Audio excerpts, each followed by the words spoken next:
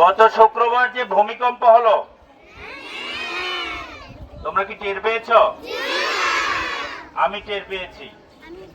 এখন শোনো, ভূমিকম্প হলে যদি আমরা বাড়ির ভিতরে থাকি, তাহলে সর্বপ্রথম আমাদের যে কাজটা করতে হবে সেটা হলো আমাদের মাথা রক্ষা করতে হলে টেবিল বা ডেস্কের নিচে আশ্রয় নিতে হবে। টেবিল বা ডেস্কের নিচে আশ্রয় নিতে হবে। হাত দিয়ে মাথা ও ঘাড় ঢেকে রাখতে হবে। জানালা বা কাচের দরজা, বুকশেলফ বা ভারী জিনিসপত্রের কাছে যাওয়া যাবে না। দরজার ফ্রেমে দাঁড়ানো আগে ছিল এখন নিরাপদ, এখন আর কিন্তু নিরাপদ নয়, সুতরাং সেখানে যাওয়া যাবে না। যদি আমরা লিফটে থাকি, তাহলে সাথে সাথে বের হয়ে সিঁড়ি ব্যবহার করতে হবে। বুঝতে পারছো সবাই?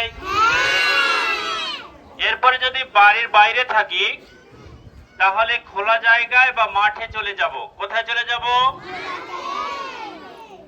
এরপরে গাছ, বৈদ্যুতিক খুঁটি, বিল্ডিং বা সেতুর কাছে থাকলে সেখান থেকে দূরে সরে যেতে হবে।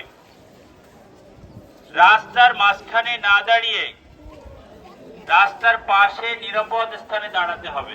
বুঝতে পারছো? যদি কেউ গাড়িতে থাকে, গাড়িতে অবস্থান করে, তাহলে গাড়ি থামিয়ে ইঞ্জিন চালু রেখে ভিতরে থাকতে হবে। এই ছেলে, আমার কথা শোনো। সেতু বা ওভারপাস বা ভবনের দেয়ালের নিচে গাড়ি থামানো যাবে না। এরপরে ভূমিকম্প থেমে গেলে তোমরা কি করবা? ভূমিকম্প থেমে গেলে আমাদের প্রথমেই পরিবারের সবাইকে খুঁজে নিতে হবে এবং যদি কেউ আহত হয় তাহলে তাকে প্রাথমিক চিকিৎসা দিতে হবে। মনে থাকবে? এরপরে খেয়াল রাখতে হবে গ্যাস লাইন, পানি, বিদ্যুৎ লাইন কোনো ধরনের লিকেজ আছে কিনা, তাহলে সেটা বন্ধ করতে হবে। মোবাইলে তাৎক্ষণিকভাবে তাড়াহুড়ো করে একে অপরের সাথে কথা বলার চেষ্টা না করাই ভালো, কারণ তখন নেটওয়ার্ক ব্যস্ত থাকে। কারণ সবাই তো চেষ্টা করে আত্মীয় স্বজনের খেয়াল রাখা, তাই না? এই জন্য আমরা কি করব? মোবাইল তাৎক্ষণিকভাবে প্রয়োজন না হলে মোবাইল ফোনে কল করার চেষ্টা করব না।